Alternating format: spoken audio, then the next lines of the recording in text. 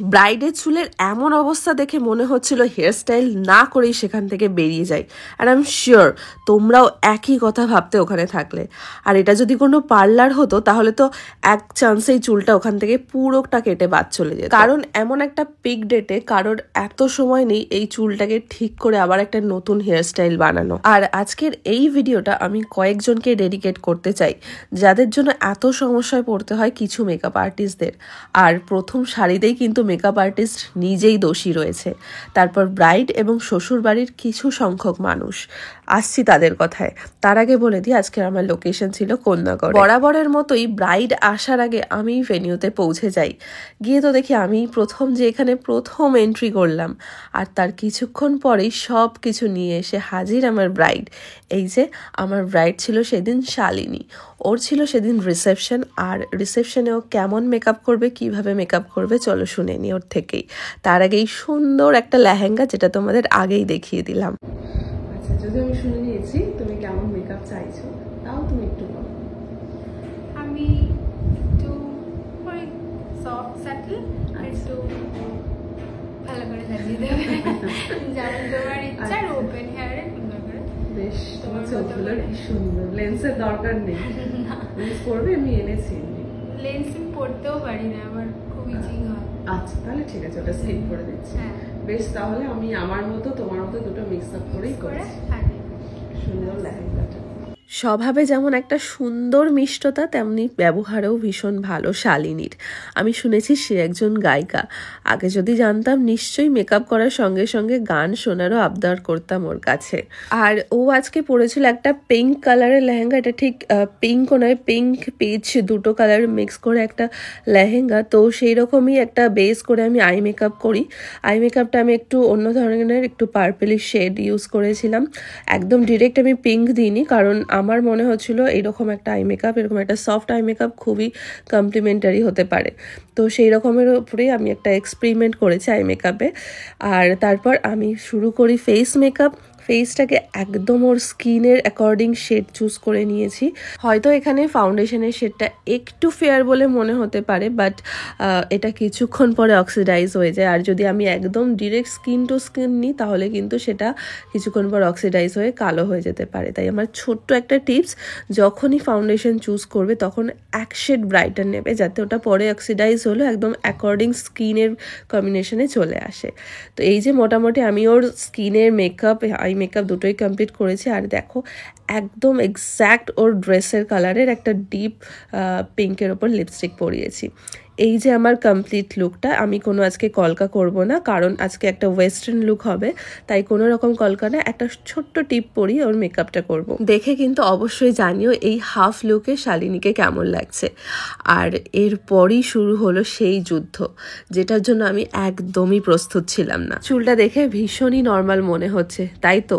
আর normal দেখানোটাই স্বাভাবিক, কারণ সামনে ওর কোনো রকম প্রবলেম ছিল না। শুরুটা হয়েছিল পিছন থেকে। একদম যখন আমি পিছনে যাই তখনই দেখি চুলের এই ভীষণ একটা খারাপ পরিস্থিতি, যেখানে একটা সাধারণ চিরুনি তো দূর, হাতের আঙুল পর্যন্ত ঢুকছে না। এই বড় পোর্শনটা পুরোটাই একটা বড় জট আকারে সৃষ্টি হয়েছে সেখানে। কোনোভাবেই আমি ওর চুলটাকে ঠিকঠাক একটা কন্ডিশনে আনতে পারছি না। এখানে দেখতে পাচ্ছ এই পুরো পোর্শনটা কিন্তু পুরোটাই জট আকারে, মানে একদম চিরুনির কোনো ব্রাশই তার মধ্যে ঢুকছে না, এতটাই খারাপ পরিস্থিতি।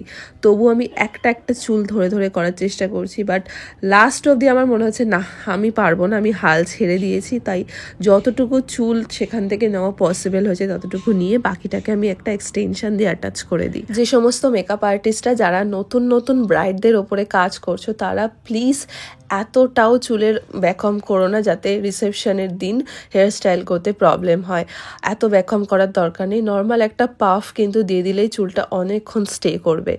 আর ব্রাইডকে বলবো যদি ব্যাকম করেও থাকে তাহলে সেক্ষেত্রে ব্যাকমটা আস্তে আস্তে করে নেক্সট দিন ছাড়িয়ে ফেলবে, এতে করে কিন্তু চুলটা অনেকটা বেশি নর্মাল চলে আসবে। কি ছিল আর কি বানিয়েছি সেটা তোমার জায়গায় আমি থাকলে আমি করতাম না, বাড়ি চলে যেতে। সিঁদুরটা মোটামুটি সিঁদুরটা দিয়েছিল। সব কমপ্লিট করার পর এটা ছিল শালিনীর ফাইনাল মেকআপ। দেখে প্রত্যেকে জানিও কেমন লাগছে। আর এবার কিন্তু কোনো গোল্ড প্লেটেড বা গোল্ড জুয়েলারি নয়, একদম সিলভার স্টোনের জুয়েলারিতে ওকে সাজিয়ে তুলেছি। তোমরা দেখে জানিও এই কম্বিনেশনটা কেমন লাগছে ওকে। আর হ্যাঁ, টিপ না পড়লে তো একদম আমাদের বাঙালি বউ মনে হয় না, তাই ছোট্ট একটা টিপ আর মাথা ভর্তি সিঁদুর ওকে কিন্তু অনেক বেশি কমপ্লিমেন্ট করে তুলছে। আর শালিনীর মতন এমন সুন্দর একটা সাজে যদি তোমরা তোমাদের ওই স্পেশাল দিনটায় চাও, তাহলে অবশ্যই আমার সাথে কন্ট্যাক্ট করো। 7980664266 এই নাম্বারটা আমার অ্যাভেলেবেল আছে, এখানে কন্ট্যাক্ট করে তোমরা কিন্তু বুকিং করতে পারো। আর আমার কাছে সবাই কিন্তু 1 বছর আগে থেকে বুক করে না।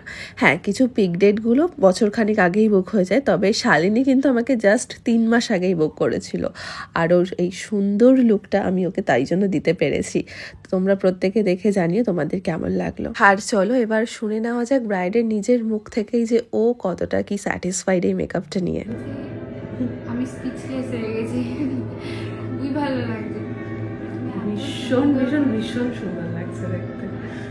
এত সুন্দর করে সাজিয়েছো, ভীষণ ভালো লাগে। কতটা স্ট্রাগল করলাম, আমি নিজেও খুব টেনশনে ছিলাম যে কি হবে। না ভীষণ ভালো লাগছে দেখতে আলটিমেটলি। এত স্যুট করছে লেহেঙ্গাটার সাথে জুয়েলারি। নর্মালি তো আমরা গোল্ডেন জুয়েলারি বা গোল্ড কালেকশন চুজ করি, বাট এই ধরনের জুয়েলারিটা অনেক বেশি কমপ্লিমেন্ট করছে। খুব ভালো থেকো তুমি, আবার নিশ্চয়ই দেখা হবে তোমার সাথে। Thank you. আর এমন সুন্দর একটা রিভিউ পেলে কিন্তু সত্যি মনটা অনেক বেশি ভালো লাগে। এর সাথেই বলে রাখি, সবার শাশুড়ি মায়েরদের আমি একটা ছোট্ট রিকোয়েস্ট করব, প্লিজ তোমরা তোমাদের বৌমাদের একটু শ্যাম্পু করতে দাও। একটু শ্যাম্পু করলে চুলটা কিন্তু অয়েল ফ্রি হয়ে যায়, আর আমাদের হেয়ারস্টাইল করতে বা ব্রাইডদের ডিম্যান্ডিং হেয়ারস্টাইলগুলো আমরা করতে পারি। তাই বৌমাদেরকে যখন সাজতে পাঠাবে অবশ্যই তাদের চুলটা যেন শ্যাম্পু করা থাকে। এটা আমার দিক থেকে একটা ছোট্ট রিকোয়েস্ট শাশুড়ি মায়ের জন্য।